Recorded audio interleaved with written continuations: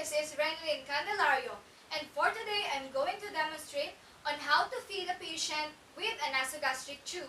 So why do we need to do this? Because a patient cannot eat alone, we inserted a nasogastric tube, and it is also our duty to feed our patients with fluids through the nasogastric tube. Before going to the working area, I made sure to wash my hands and sanitize it. The materials that we're going to use are the water, which will we use for the flush, the food, which will we give to our patient, the towel, the catheter tip syringe, the blue litmus paper, so that we can check for the pH of the gastric content of our patient, my gloves, small cups, the measuring tape for the measuring of the nasogastric tube on the outside of our patient, and the feeding schedule. So the first thing that I'm going to do is to wear my gloves.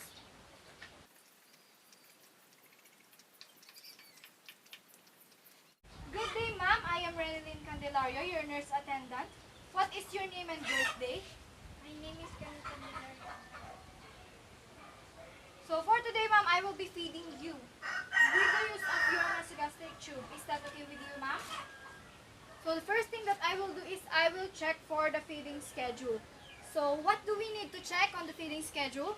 So the amount and what will we feed, the amount of how many will we give, and then on when will we give it. So before feeding our patient, we should ensure some things, and one of those is that the bed should be elevated on 30-degree angle. So let us imagine that the bed of the patient is already elevated with 30-degree angle. And another thing to remember is that we need to measure on the length of the tube that is seen on the external part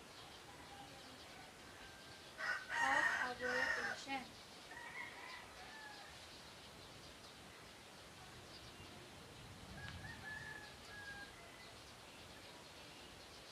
Okay, after we measure it, we will now document it.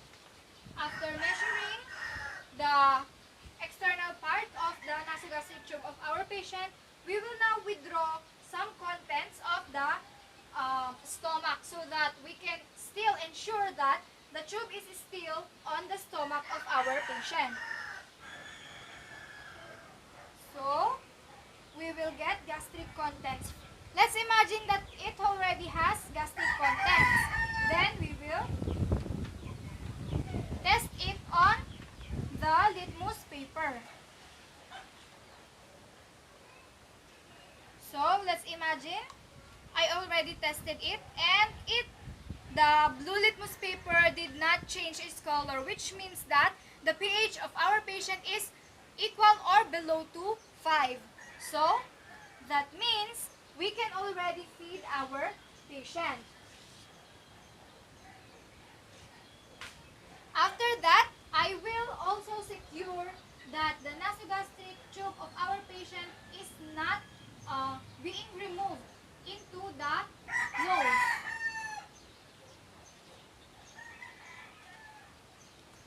Now, we will feed our patient. In feeding our patient, we should always remember that in removing the cap of the feeding tube, we should clamp it so that there will be no air that will enter the stomach of our patient. Then, we'll open it. Then, we will flush 20 ml of water. So, let us imagine that I'm flushing 20 ml of water. There you go. After flushing 20 ml of water, we will now feed our patient. So, the thing that we need to remember in feeding our patient is that first, the syringe, the catheter tip syringe should be placed above or higher than the head of our patient so that the food will go down smoothly on the stomach of our patient. And another thing to remember is that when giving food to our patient, the catheter should not be empty of the food so that there will be no air that will be present in the stomach of our patient. So now we will give the food.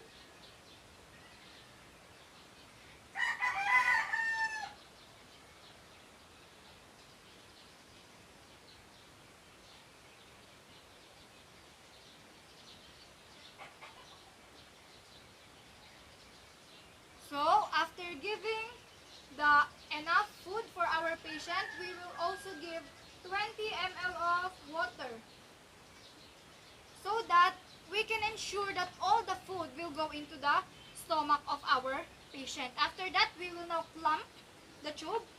We will remove the catheter tip door and we will close it so that there will be no air that will enter the stomach of our patient. After doing the procedure, I will now document all the necessary data. After removing our gloves and disposing it, I will also wash my hands and leave the area.